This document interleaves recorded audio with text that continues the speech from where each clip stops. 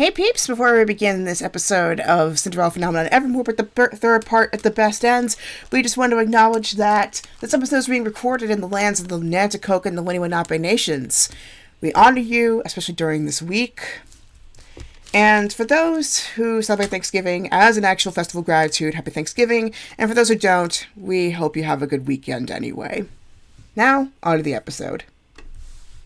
Hey peeps, welcome back to Cinderella Phenomenon Evermore with the best ends part 3. In the last episode we covered Karma's ending, and well, things got a little bit charged, so I'm gonna have to maybe talk this out. First off, if anybody felt a little bit upset about what I said in the last episode, yeah, I apologize. Because that was not my intention. Usually when it comes to pretty intense drama, I tend to try to use humor to kind of diffuse the tension, but I say humor is basically my kryptonite. I'm not very good at trying to make things funny, so if it did not seem funny to you, I apologize. That, as well as it kind of taught me a lesson to not do an episode when I'm exhausted. Because last week I did that when I got back from a hike, a 5-hour hike no less, and I wasn't exactly in the best sympathetic mindset for Karma. And also, I was kind of speeding through the ending, so I kind of went into this with not the best context for his actions. That being said, a lot of the things, especially during the latter half of the chapter, were not exactly excusable on both ends. So my point still pretty much stands. Please go get support where you need it, be it therapy or something else. And most importantly, get a hobby. It's really good to have a hobby, whether it's something simple as watching TV, watching a good show, or reading a book. Just go do something fun. Go something that helps you decompress, and, well, listen to well-meaning advice when you can, but ultimately you have the ultimate judgment here. So yeah, I just wanted to get that out of the way. I mean, if those who didn't mind the episode as much, I'm glad you enjoyed it, but this was kind of on my mind after I finished the episode. I was like, man, I came off this episode in a really bad foot, so I felt like I needed to acknowledge something. So, yeah, if anybody really relates to Karma's story, be it you've experienced that situation yourself, or you actually do like the character, yeah, I'm sorry you went through that, and I hope you have a healthier outlet. Doesn't mean I hate him, though. I like his fashion sense, and when he does have a good time, he's not too bad to hang around, so, hey, I have my flaws, too. Just goes to show that I'm not perfect. So, all that being said, now, there should seriously be a shirt. Now back to our regularly scheduled programming of doing another episode of Y'all Need Therapy. Cinderella Phenomenon Evermore. So let's go ahead and get this game going. And this officially makes 40 hours of playing this game. 40 hours. Wow. Yeah, I've been playing this game for 40 hours now. But it goes to show how well written this thing actually is. So I don't know when Tomazaton was going to jump on, if he is going to jump on tonight, because I know this was Thanksgiving week, so people are kind of still recovering from the holidays, let alone driving back. So I'm not sure whether or not he's gonna jump on here, but I'm gonna go ahead and message him real fast. Hold on. Stand by.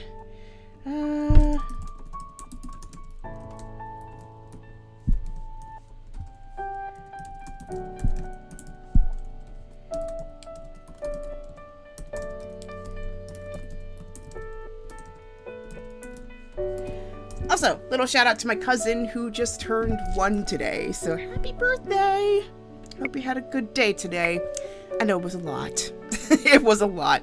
So, yeah, so this time we're going to be going through Chevalier's ending. So far, we're not exactly doing very well. So far, we've gotten the most with Rod, which we got 8 out of 15, followed by Karma, which we got 6 out of 15. So, Chevalier, I feel a bit more confident with. But still, considering my track record so far, not feeling very confident here. But Chevalier, I feel the most confident with, because I think his story feels pretty straightforward. It's basically trying to balance out between what's his own agency and what Lucette can help with. Like, how do they help each other? So that feels pretty straightforward. Fritz and Waltz, I feel like they're kind of the hardest endings, but like they are the most interesting characters. Fritz, I think, is going to be the hardest for me. I might have gotten the least, but let's see. Let's just see. So, which flower is it? Okay, so I think it should be this one. That's Waltz. That's Fritz. That's Quad, obviously. It's Rod. That's Chevalier. Okay. So now we're going through Chevalier's story. So, by the way, huge shout out to steammod.com for giving us this playthrough guide for today's game. So here we go, and go ahead with Chevalier's route with Chapter 1, The Lucis Bearer. So this one, you pretty much get the decision right away. I think this is all about her nightmares too with her mom. So you get the decision of whether to wake him or let him sleep. I think we said let him sleep from the get-go, which is the correct answer, so let's double check. We did say the correct answer, so it was let him sleep. That was pretty straightforward, honestly. So let's go to the next decision of Chapter 1. So the second chapter is... So the second answer is... Oh man, okay.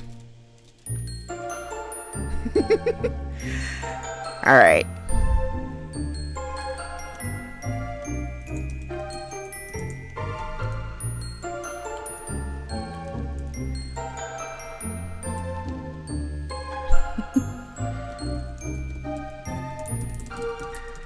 So, yeah, so Domestic Nautilus will not be showing up today because, well, not the best Wi-Fi where he's at, but he will be here in spirit. He says hi. So, so I hope he at least enjoys the replay. So anyway, the second one was actually leave them be, as in just don't give them the time of day. Although I admit, confronting them was actually super fun. So we have to leave them be. Okay, let's see.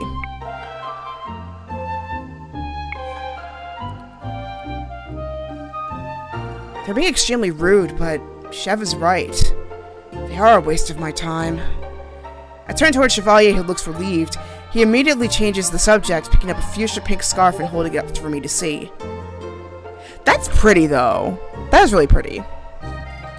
What do you think of this one? For you? It looks like something Claude would wear. It does. But it is pretty, though. But I'm assuming it's for her because it has lilies on it. No. For you, my lovely princess. He raises the scarf higher, glasses glinting. You're always in blue, but I think pink would really bring out the color of your eyes. I think blue still works better for her, but just my thinking. Pink is more Emmeline's color. Case in point. Oh? I think it would look nice on you. It's ugly. Not a hater of pink, but not my biggest color either, personally. Chevalier laughs. As always, your honesty is a treasure. You show me things like that just because you enjoy when I insult them, don't you? Of course. Your scowl is radiant. I roll my eyes as Chevalier turns back to the stall. We got to head to the marching now. We can always return later. And with that, we go to our next decision, which I know for sure we got incorrect. Which I said to tease Cinna, which again, super fun to do, but apparently the correct answer was break up the conversation. So let's see what happens here. Oh, actually, I was correct here. Oh, snap. Okay. Oh, yeah, that's right, because we did a series of switches. I remember that much. I think that was one of the switches I made, even though Teasing Cinderella was actually a lot of fun. But I ended up not doing that. So we're going to go ahead to the next decision in Chapter 2. Oh. The broom. I think I swept, which is the correct decision. I did. Yep. Because Mr. Broom, contrary to his fashion sense, is very adamant when it comes to keeping things clean. Next! Alright. So, the next part is answering the kid. I remember this one. I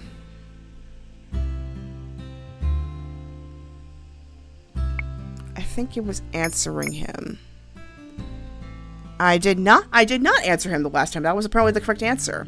So, the boy is asking Chevalier and Lucette if they're getting married. And apparently, I just Chevalier the last time, but this time I decided to answer it myself. So, she decided to answer it herself. Jeez. I don't know Lucette that much. Anyway, here's her answer. I leaned down to address the boy directly. I do not know what this has to do with any rumors, but no, I'm not married to the doctor. He is very special to me, though. The boy looks at me skeptically. Are you getting married soon, then? I falter, unable to give the boy a straight answer. If Chevalier proposed to me, he would be by my side always. I would get to see his smiling face every night, and he would, by extension, be next in line for the throne.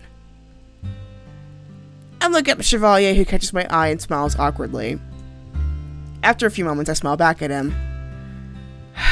Chevalier already worries enough about being accepted by the nobles. That sort of commitment would overwhelm him. I mean, he already had to sacrifice his practice. I mean, if you sacrifice his practice, taking this relationship to the next level would be no question. But, I mean, obviously it's going to take a lot of courage to do that. I understand this, even if the reality of it is disheartening. But I cannot stand to see that sorrow on his face, so I speak the truth. I think that maybe someday we will be, yes. I say the words for the boy's benefit, but it is Chevalier who seems more surprised, staring at me so owlishly that I cannot help but laugh. Marrying a doctor as nice as Mr. Chevalier would be an honor for a princess. Lucette, that's... What? Is the great Chevalier master flatterer at a loss for words? That is rare. Never. I could never run out of compliments for you. Chevalier, never change. I am relieved to see him return to his normal self. Even if the things I said were embarrassing. You're cute too, Lucette. Come on. Suddenly, the boy steps toward Chevalier, expression somber. I do not remember this part too well, but let's see. I heard rumors that you were closing the clinic, that you were going to start living in the palace, and I thought it was because you were marrying the princess. I'm afraid you've been misinformed. The clinic will remain open, only a wonderful new lady is going to take over from me. She'll be selling herbal remedies to help with all kinds of sicknesses. What about you? I'm going to be physician at the palace. So you're just going to help the nobles? No, of course not. But I can't be at two places at the same time, so... I can tell by his expression he does not want to go into any more detail. So I ensure the boy Chevalier will continue his practice, just in a different place. His sadness dissipates when I tell him he can visit Chevalier in the palace. Can there be a comic about this? That would be so much fun.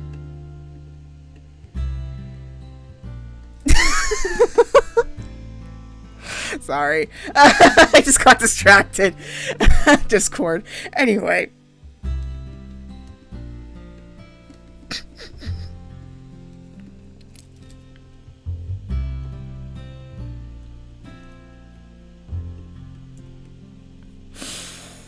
Anyway, next decision! Next! Okay, let me see. Context.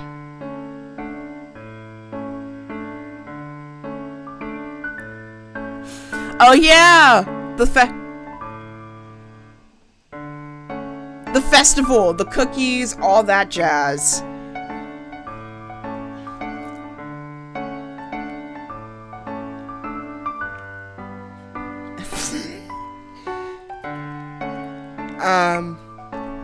Anyway, what was I saying? So, yeah, it was basically give the townspeople a chance to spoil you, especially after all the good you have done for this kingdom. And apparently, I was supposed to object.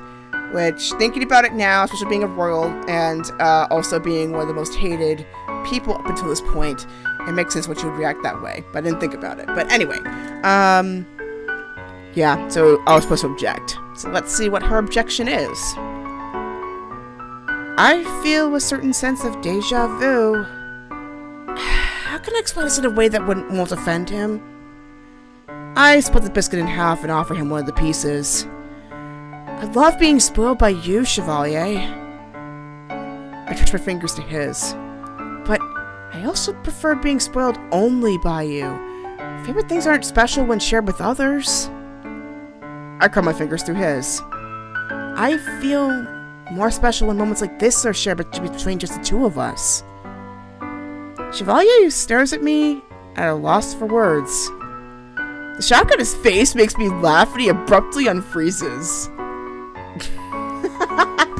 What a blessed sound! He leans forward, glasses glinting. You're right. I should so much rather keep that precious laughter to myself. I roll my eyes. That I cannot promise. I give my hand a squeeze before pulling my fingers away. Chevalier offers me a mock bow before popping the biscuit into his mouth. I mean, at bare minimum, at least enjoy the cookies. I mean, that's pretty clever. PR. He always goes out of his way to do such nice things for me. I should do something for him as well. And we're gonna do that with the next decision. Oh yeah, so...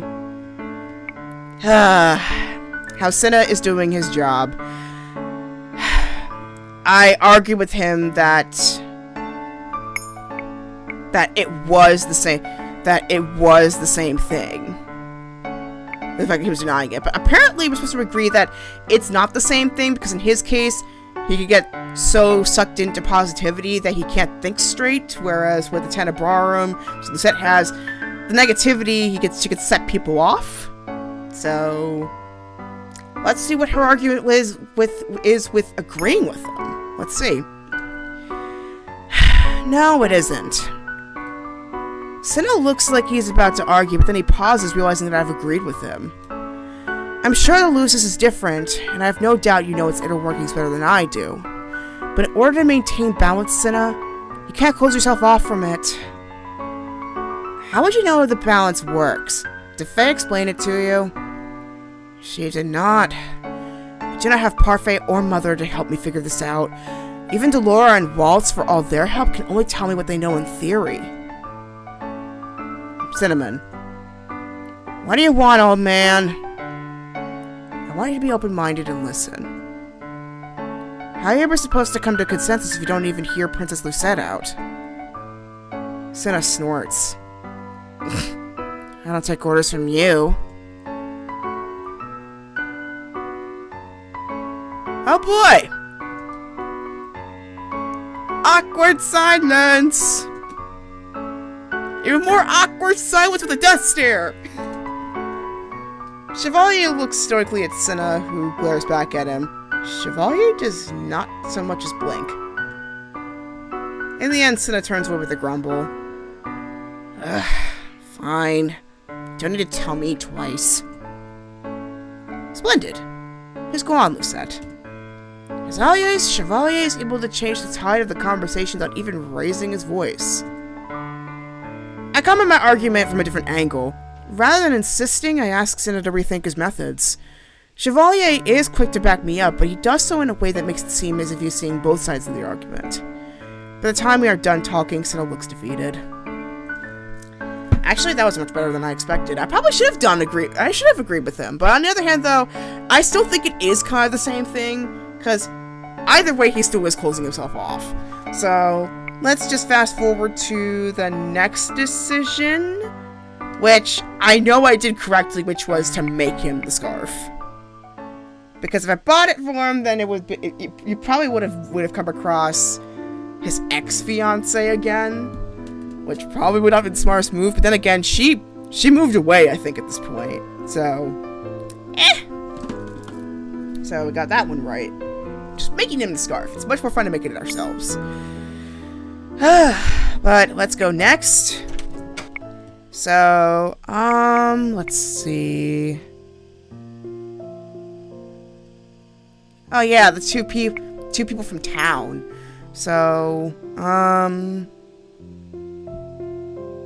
I think I pressed him the last time, but this time you're actually supposed to hold off because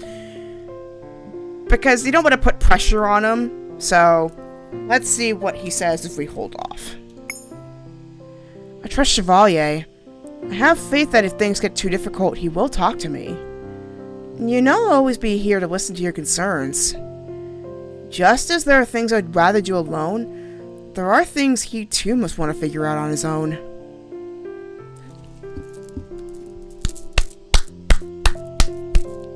Dang! Wow, Lucette. The maturity that she has? Whew.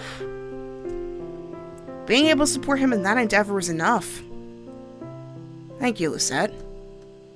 As always, you are the brightest, most glorious ray of sunshine in my life. And the best listener. His is extra because he has the glasses. That is high praise coming from the actual best listener. He responds to the compliment with a soft kiss to my forehead. I will never tire of your compliments, my sweet princess. He pauses, suddenly looking thoughtful. Do you mind if I ask you a question? Of course not. What do you propose I should do about my more troublesome patients? I am surprised by the quiet determination in his eyes. I don't want you to needlessly worry about me. I know you have a lot on your plate. When I do not say anything, Chevalier sighs and pulls off his glasses. He regards me silently with his violent eyes, gaze somber. I notice he only takes off his glasses when it's just the two of us.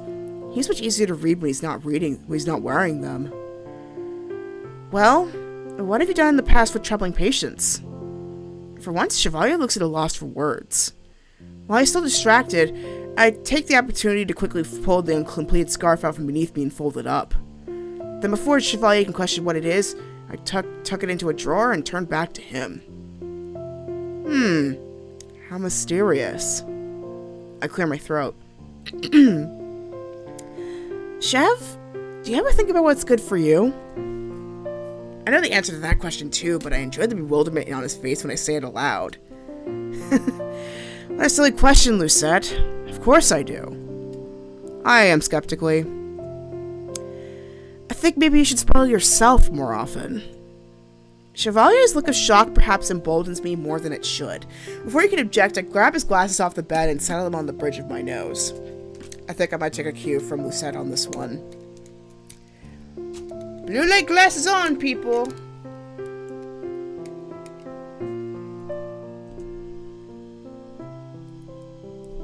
Oh. Sorry, let me try that again. I thought the glasses in the hope that I could make them glint the same way Chevalier does. I think maybe you should spoil yourself more often, Chev. Chevalier's shock disappears, replaced by bemused glee. Oh? I don't think so at all. After all, I think I were the luckiest man in the world to be spoiled by you. Being spoiled by others and spoiling yourself are two different things. And that I can agree upon, Lucette. I just spoiled myself recently with a new mouse and a mouse pad, which I'm excited to try in the next stream, so maybe my next play of Barony would go 10 times better now. But yeah, spoil yourself sometimes. If not, especially take advantage of the sales this weekend if you haven't gotten a chance to do so. But if you're not in the mood for consumerism, or you don't want to support the machine, do an activity that just makes you you. Oh my, princess. Your words take on an even more sophisticated air with the glasses. Although... He laughs. I'm sorry. Even though I'm sure you wear glasses better than I do, I can't appreciate your beauty because I can't see you. That's one factor she did not put into this decision. But I wanted to do the scene a little longer because the scene's actually pretty fun to read. So let's go on to the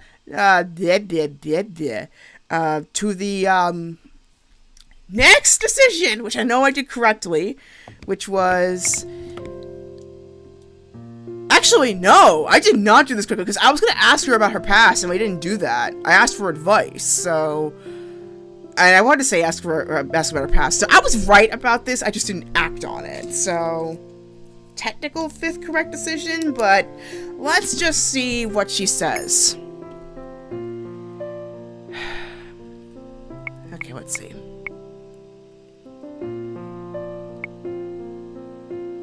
Yep. He insists that things are going well, but I know he's stressed over his patients. They look down on him and he refuses to stand up for himself. What did you do when you first came to the palace? Ophelia's lips curl into a wistful smile. I felt very small when I arrived. The noble spread illicit rumors and mocked my etiquette. They told me I'll never be good enough. I was one of those people. Ophelia seems to guess at my thoughts. She smiles and sets a hand on my shoulder. Your whole life had just been upturned when I came into your life. Your feelings toward me were understandable. In the beginning, your father stood up for me, but there was only so much he could do. In the end, if I wanted to be a part of this court, I had to learn its rules. So I learned how to be a queen. I took lessons and learned how to speak to the people who threw insults at my back. And then one day, the insults stopped hurting. You and Emily and Rod, you had to endure so much. And so have you. But we have all come out stronger for it, haven't we? Yes, we have. I never thought I'd be having this conversation with Ophelia, yet here we are. Remember, Lucette, you can't fight Chevalier's battles for him, but you can be there to help him. Chevalier knew what he was getting himself into when he moved here. Did he? Meghan Markle has entered the chat. Whew. Love gives us the courage to fight intimidating battles. You know that just as well as I, don't you? You knew this would be a difficult relationship, yet you still pursued it. I never cared about others' opinions about me, but Chev... Have faith, Lucette. Chevalier is a doctor. He's no stranger to pressure. Ophelia is right. Chevalier has never doubted my ability to do anything. I need to trust him. Thank you for listening to me, Ophelia. Of course. You and Chevalier are always welcome to ask me for advice. Though, I'd also love for us to talk about more pleasant things over tea someday. She gestures towards the biscuits. And perhaps we can share the Princess Lily platter? I clear my throat. I'm going to go to the marching now. And with that, we go to the next decision. Next! Oh, new dialogue, people. This is not a drill. Okay, context. Here we go. Oh, the flower crown. The flower crown. So let's see. Context. Okay. Oh, you have a crown of flowers in your head too. Are you also royalty? Chevalier's smile wavers slightly. I lace my fingers through his. If it is what you want, Chev, I have no doubt you'll grow into that title. Title? Whatever title you like. Lord, Nobleman. I bite my lip before I could say the word king. I spoke with Ophelia today. The story about how she became queen is inspiring. Chevalier's eyes are twinkling. I wish I could have been there to hear it. Well, we both have an invitation to tea, so I'm sure she'd be happy to share the tale again. I would enjoy that very much. Chevalier squeezes my hand. Be honest with me, Chev. Is everything okay? I think I have an idea of how to make things better. An idea? Yes, Oh, the show! We gotta come up with something to do. I think I chose to use the flowers because ice was a little bit too much in her element, but I think I'm wrong. I think it was ice that I did the last time. So let's try using the flowers this time. Yeah, I wasn't correct. Yeah. Perhaps if I put my mind to it, I could do something grand, but I am distracted by the petals on Chevalier's head. Chevalier talks about how regal I look. Perhaps a reversal is in order. I'll need an assistant for my trick. I turn to Chevalier, and before he can ask so much as a question, cast my spell. The petals in the room abruptly stop falling and fly towards Chevalier, brushing past his shoulders to form a cape. The petals on his head form into a slanted crown. It is, I think, appropriately dramatic. The audience begins to laugh. It's not mocking laughter, it's jubilant.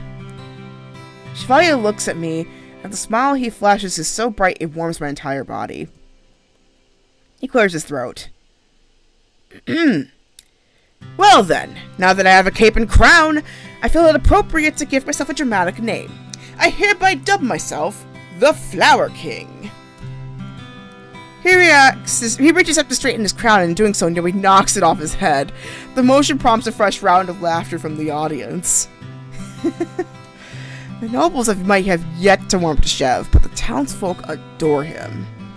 He's been saving people's lives! Of course people at the townsfolk will adore him. Yes, Chev, I'll hail the Flower King. Now then, as the Flower King, I believe I have the power to decide the winner of this contest, no? What? Cinna steps forward, eyes narrow. Oh man, you better. The winner is Princess Susette, the most talented and beautiful witch in all the land. The audience claps and I can't stop myself from laughing when Chevalier winks at me. Wait! I think it's clear who the victor is. The tavern door bursts open. A familiar man strides into the room, a mischievous smile on his lips. $5 in squad. Boom! I know this game too well. Oh? What's this? Claude's eyes light on Chevalier. He raises an eyebrow. Do I want to know what's happening here? You are now in the court of the Flower King. How rude of you to interrupt the proceedings of the day unannounced. No, I don't think I do. I thought the festival was still a week off. Have I missed some of the pre-celebrations? And now we saw Lance, so we're not going to get into the drama, so we're going to go next. And this one I know we got correct. It was bringing up his knowledge of anatomy. I kind of wonder what the floating answer is. Anyway, anatomy. And not that kind of anatomy. It's not that kind of game. Fast forward. So,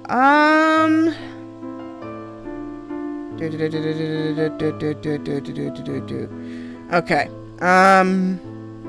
This one about the health thing. Okay, this one I also know. This one I also got correct, which was encourage Chevalier to speak. Right? Yeah. This one I already did correctly, so this is when he let him do it. Okay. So next.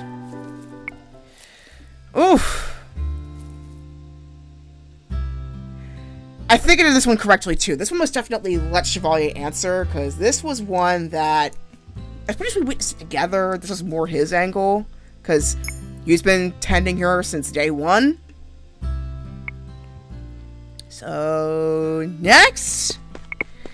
Okay, last one. So, this one is her birthday party. The dancing. I think I looked for Chevalier last time, so this time we actually joined the dance. Let's see how Lucette takes to it, since she enjoys dancing. Let's see. I do not realize I have wandered towards the center of the circle until someone, a stranger, grabs my hands. At first I falter. I do not know the steps of the dance. But then I realize it does not matter.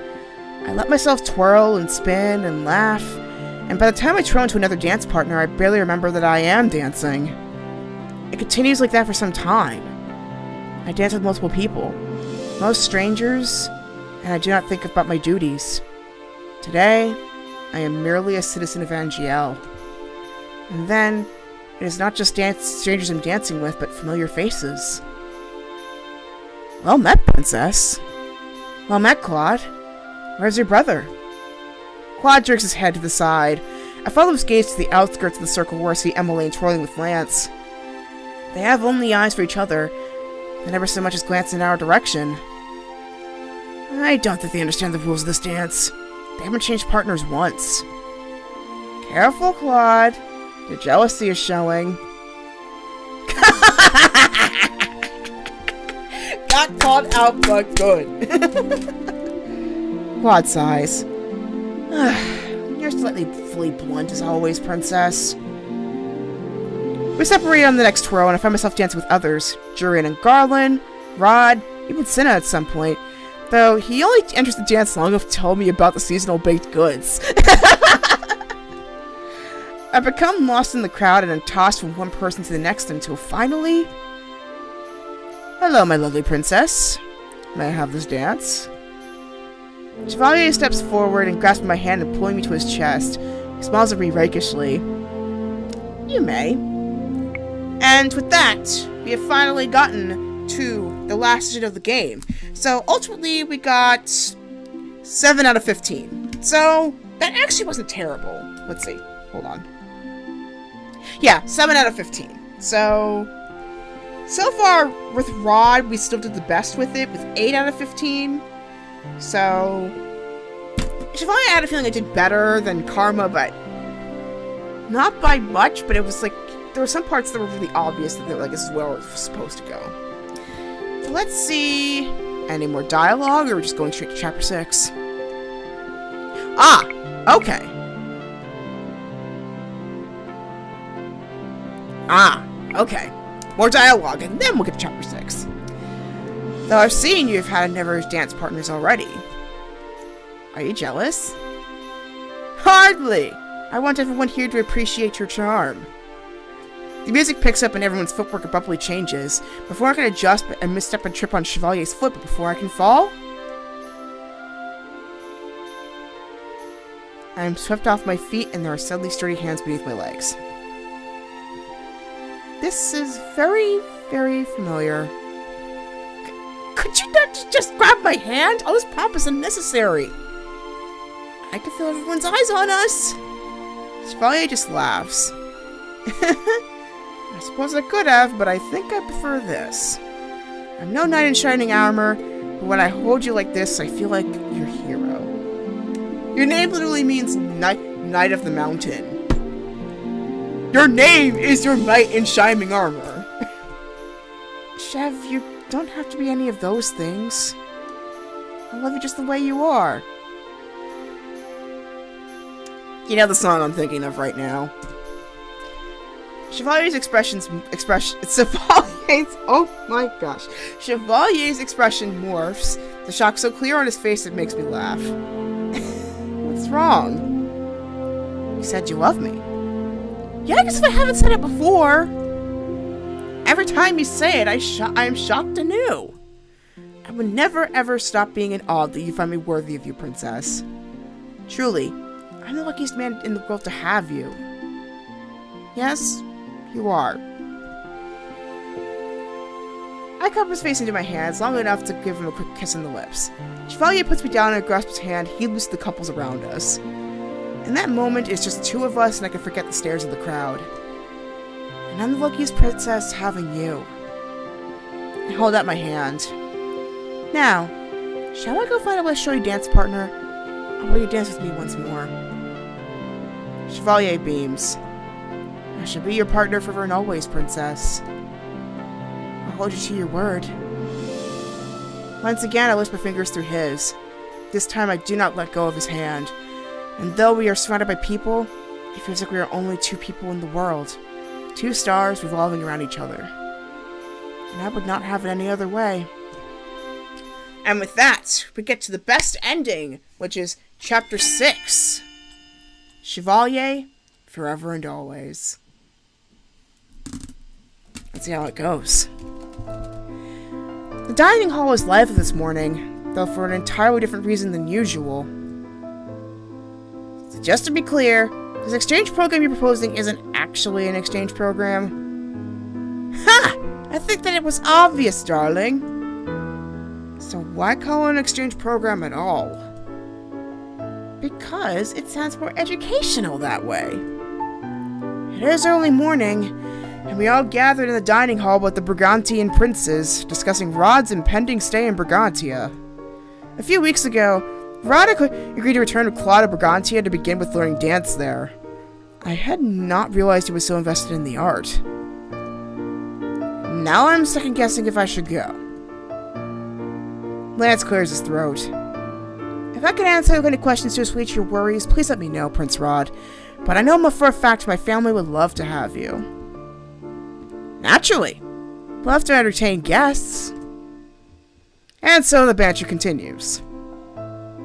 I glance across the table at Lance and Emmeline, who are speaking in hushed whispers. Lance has a soft smile on his face, and Emmeline is laughing. Also, sis, please, make sure they both go to therapy while you're at it.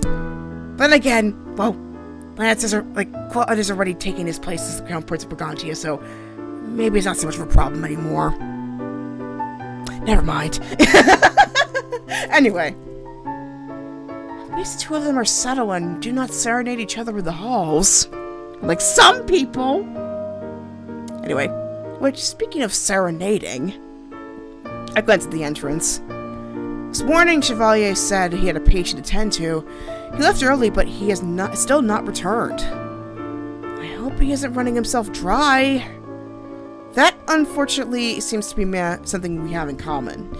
The Chevalier is getting better at managing his workload.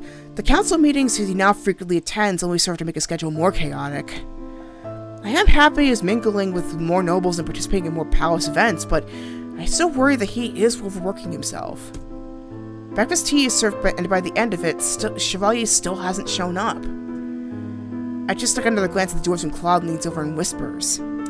And doctor schedules, they're often not under a person's control unless they absolutely request it, and even then it's not completely. I mean, I remember so many times where, my dad, he's a doctor, I remember so many times where he had to work holidays. This is probably, the first few times where, the last few years are probably the last times that I've ever seen him off on holidays, where I could actually interact with him and not worry that he's gonna have to rush off on call the next day or something. So, yeah. I mean, I kind of find, being with a doctor kind of similar to people going into the military. Getting sent off base and stuff. Kind of unpredictable. So, to those people who are married or have family who are first responders, I salute you. 'Cause that's not easy. Pining after someone, aren't we? Pining is for people who aren't courting someone, Claude. People like you. You could kill a man with your words, princess. If you're so easily defeated by my words, then perhaps you should invest in better armor for your heart. I stand with a sigh. For some reason, Claude is smiling at me. What? Oh, nothing. I was just thinking about how very much I am looking forward to dinner tonight. See you later, princess. He walks off with that strange, self-satisfied smirk, leaving me to look after him puzzled. I shake off my bafflement and, after excusing myself, trail him through the doors. No sooner than I have stepped outside, however, than I am met with a familiar face. My lovely Lucette. I stumbled back, startled. Chev, where have you been? I'm sorry, my sweet. I had some extra time to prepare things. I gave him a critical look. You said you were handling things with the patient. And I was. I didn't lie.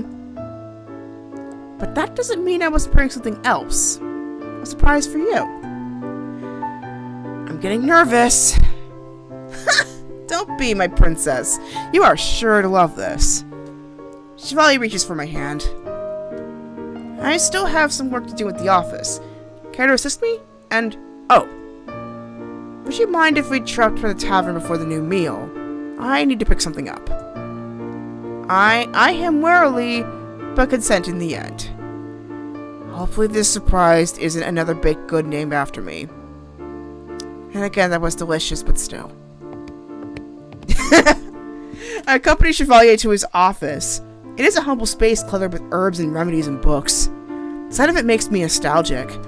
Years ago, I worked side by side with Chevalier, assisting him while he helped soldiers who had gotten caught up in the palace infighting. I am glad the work we do now is of a different nature. Chevalier needs help reorganizing his shelves and filing prescriptions. The work is simple but time-consuming. By the time we are out of the office, the sun is at its zenith. Chevalier is uncharacteristically quiet. Chev? I tug on his sleeve. When he doesn't respond, I lean up to kiss his cheek. Oh! Sorry, Lucette, I was just thinking. His words trail off as he looks at me. His gaze is so intense that for a few moments, I begin to worry. When I reach out to cup his cheek, he takes my hand and laces our fingers together. And then he smiles. Chev, is something wrong? No, it's quite the opposite. Actually, I was just thinking about how lucky I am. To be your consort, to be able to do some good here, and... He pauses, then laughs. Listen to me. Listen to me. Cinna would say I was rambling like an old man. You are an old man. It's a good thing maturity suits you. What a relief. Is this what friends think about me? Like, I'm rambling like an old person, even though most of us are, like, between, like, 2 and 4 years apart. 5 for being generous. 5 plus. Some of us are over a decade apart, but yeah. Point is this what people think about me when I go into my, like, my side tangents?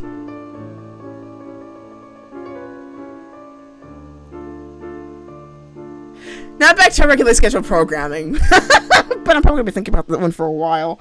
Anyway. He kisses my knuckles. Now, shall I drop by the tavern? We shall. 2 of us make our way to the gates, then to the tavern. I get the marching. Chevalier's errand takes no time at all. I wait for him outside, and minutes later, he emerges holding a picnic basket.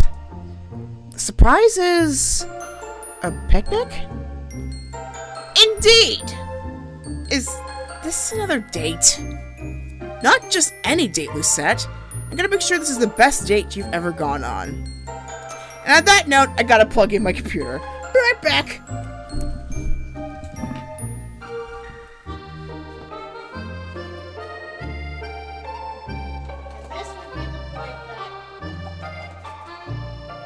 Toby would probably sneak in whatever dialogue he wants, but alas, he is not here tonight.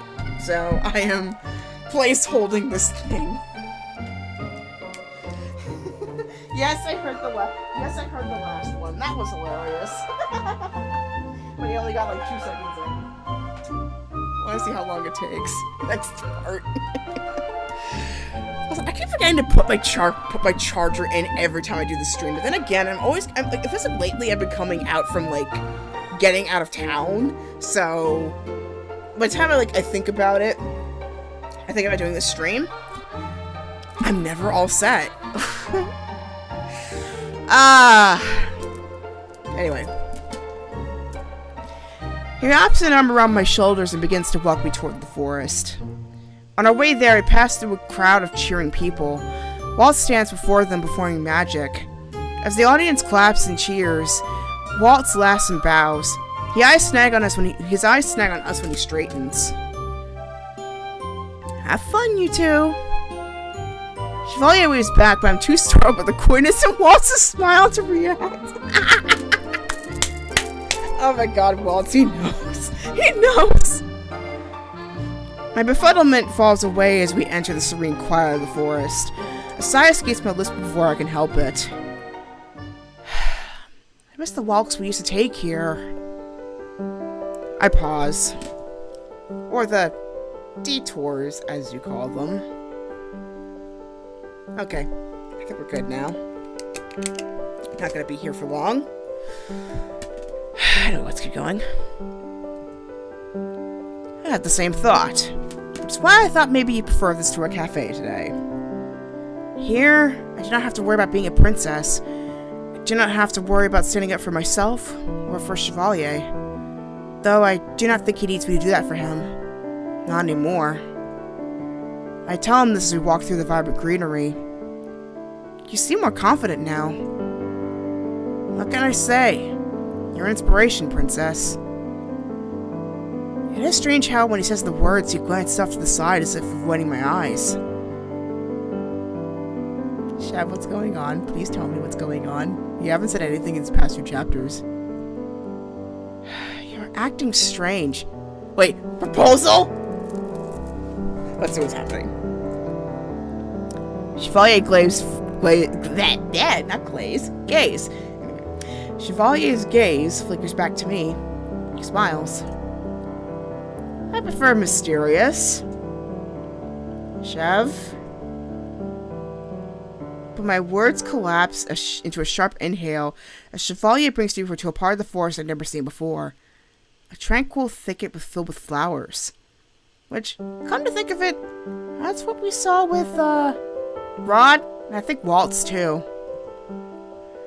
Sunlight streams in through the canopies, brightening with the green to a soft, stunning gold. In the center of the area is a simple, single blanket. Ta-da! Welcome to the princess's private court. What is this? Our own personal sanctuary. I happened to stumble upon it the other day. It's lovely, isn't it? It's beautiful. The quiet, broken only with soft chirp of birds is so peaceful it makes me smile. I'm leaning up to kiss Chevalier on the lips before moving toward the blanket. I love it, Chev. Chevalier beams as he joins me at the picnic basket. I thought you might like to use it as a reprieve from court.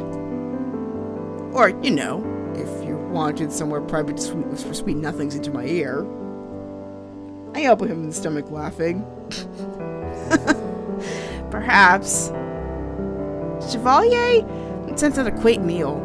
There are small sandwiches, a simple salad, and, unsurprisingly, the cursed Princess Lily platter. What's wrong with the Lily platter? It has delicious cookies on it. These are the most popular biscuits in the kingdom now, you know. Of course they are. We discuss many things while we eat, ranging from Rod's departure to Emmeline's adoration of Lance to the more serious council meetings. The more we talk, the more I notice Chevalier began to drift off. He's been doing late shifts again. Before I know it, day passes into night and the sunlight is replaced with shards of glimmering moonlight. Chevalier is so quiet I can hear myself think, which is alarming. A quiet creaking sound startles through my thoughts, and I notice a bird has landed on a branch above us. But the distraction is brief. I turn back to Chevalier, who I notice is rooting through the picnic basket. The troubled look on his face makes me pause. Proposal? Chev? Where? Triumph suddenly lights his features. Aha! It happens in a flash. Chevalier plucks something from the basket and holds it up. His hand knocks the bird into roosting above us, and it squawks in irritation and flies off. Oh. Chevalier freezes and look of horror passes over his face. Oh. He stands abruptly. No. That isn't for you, little bird.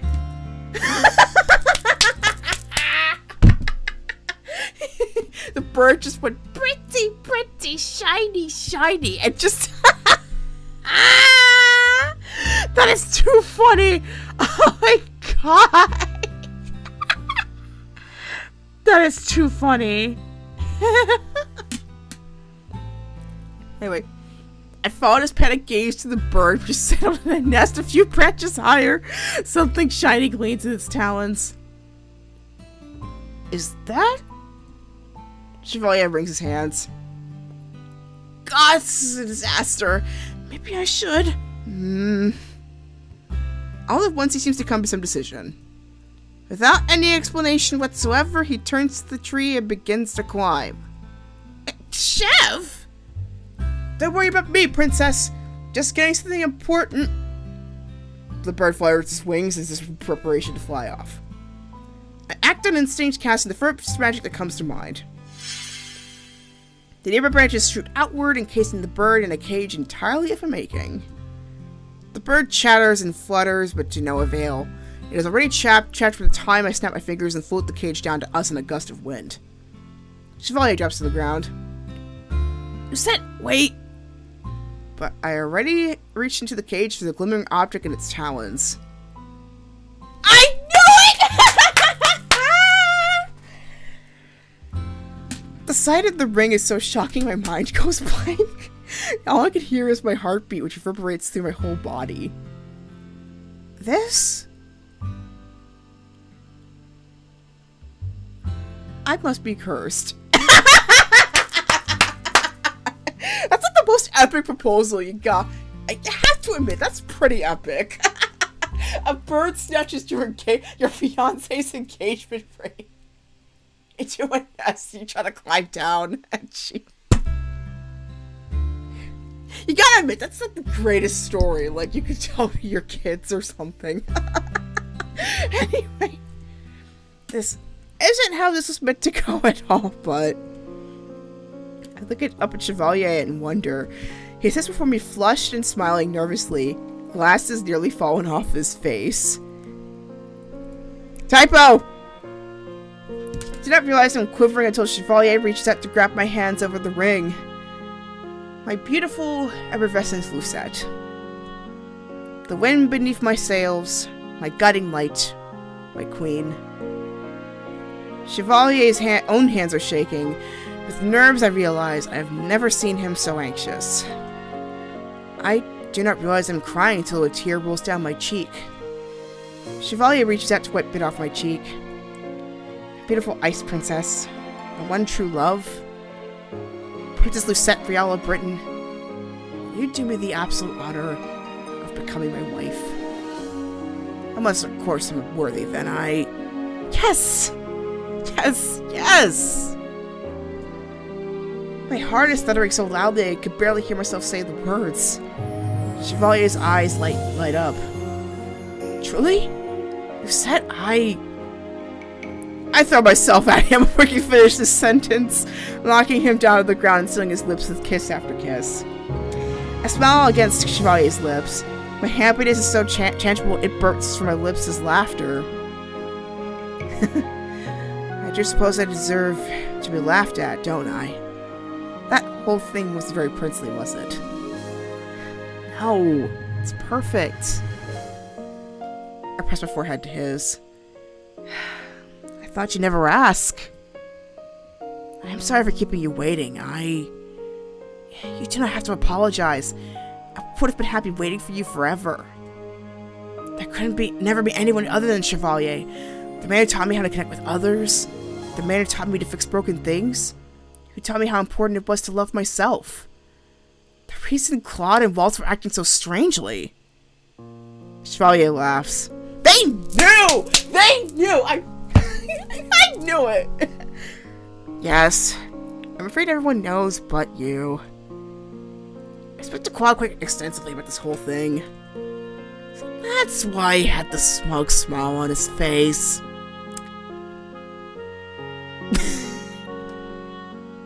But I promise this is the only time I will share such a secret with others. I just like surprises. I know. And Father and Ophelia? Getting your father's blessing is the most stressful thing I'd ever done in my life. I nearly fainted. I laugh. How appropriately dramatic. I kiss Chevalier again. On the forehead, the nose, the lips. My lips linger for a long time before I eventually pull away. It would be foolish to think this won't be a long engagement. There are many things Chevalier will need to learn and many people he would have to impress before we can wed. It will be a tough road, but I am grateful we can travel it together.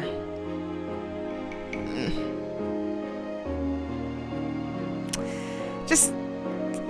oh... I'm trying to let this track finish, so that way it ends in the perfect note. But just... this was the one I was looking forward to, because, I mean, they both tried so hard. Chevalier obviously had the bigger adjustment of the two, because he's not royal. I'm just so glad he found his own way to kind of be the royal that he could possibly be. So I'm excited, and especially the fact that, like, Chevalier is, like, a natural helper.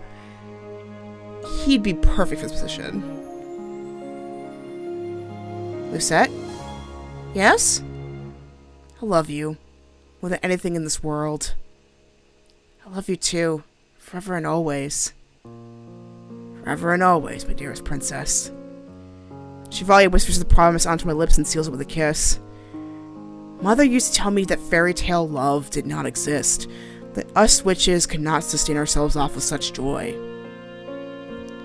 But I know now that Mother was wrong.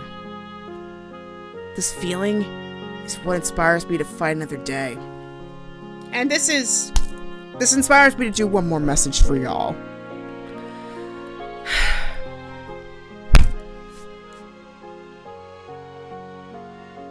You deserve that fairy tale ending. Be it with another person, a group of friends, a good family, a significant other, significant others, or just being proud or comfortable with yourself. Whatever your happy ending is, I hope you get it. Because you deserve the world. Okay? If you need somebody else's permission, don't wait for it. Or even better, I'm giving you permission right now to live the life that you've always wanted.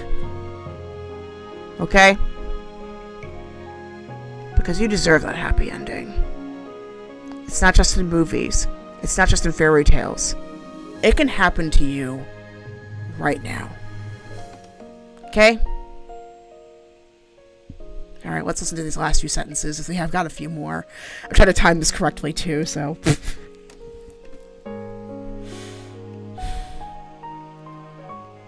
Alright. Chevalier is what inspires me to fight another day. And no matter the obstacles, I will never lose sight of that. I glance at the ring Chevalier slid under my finger. It glows as if with magic. It is perfect. He is perfect. Perhaps this is a fairy tale, but I cannot imagine a more happier ending. And with that, and their love lasted forevermore. We've gotten Chevalier's best ending.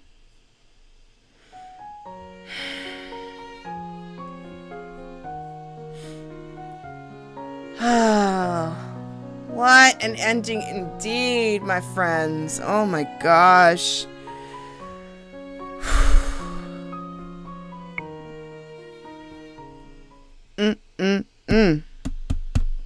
What an ending. Relations, non-binary friends.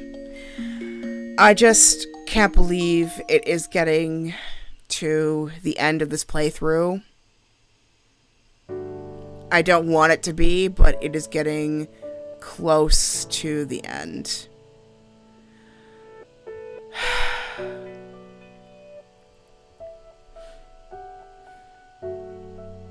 So we now got 3 endings here. We've got 2 more left. So I got 2 more parts of this story. I don't want the game to end, but it is going to end at some point. It's part 3 right now, right? So I gotta change to part 2. Hold on. Stand by. Okay.